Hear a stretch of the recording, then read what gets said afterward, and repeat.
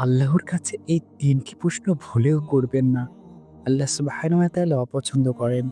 আমরা অনেকেই আল্লাহর কাছে এমন কিছু চেয়ে ফেলি, এমন কিছু প্রশ্ন করি যা ইসলামের দৃষ্টিতে ঠিক নয়।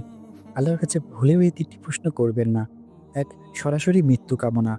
যখন বিপদে পড়ে নিজের মৃত্যু কামনা করবেন না। রাসূলুল্লাহ সাল্লাল্লাহু আলাইহি ওয়াসাল্লাম বলেছেন, "যদি একান্তই দোয়া করতে হয় তবে বলুন, হে আল্লাহ, যতক্ষণ আমার জন্য জীবন কল্যাণকর, আমাকে বাঁচিয়ে রাখুন এবং যতক্ষণ পর্যন্ত আমার মৃত্যু কল্যাণকর হয়, তখন আমাকে মৃত্যু দিন।" ২. অহেতুক পরীক্ষা। এমন বিষয় নিয়ে আল্লাহকে প্রশ্ন করবেন না, যা আপনার জন্য কষ্টকর বা আল্লাহর পক্ষ থেকে দেওয়া কোনো বিধানের পরিবর্তন চায়। ৩. নিজের পরিণতি নির্ধারণ করে চাওয়া। যেমন, "হে আল্লাহ, আমাকে জান্নাত দিলে আমি এই কাজটি করব।" বরং নিঃশর্তভাবে আল্লাহর সন্তুষ্টির জন্য কাজ করুন। সবসময় আল্লাহর কাছে উত্তম ও সহজ বিষয়গুলো চান। আর আল্লাহর অপছন্দনীয় প্রশ্ন করা থেকে বিরত থাকুন। ভিডিওটি ভালো লাগলে সাবস্ক্রাইব করুন।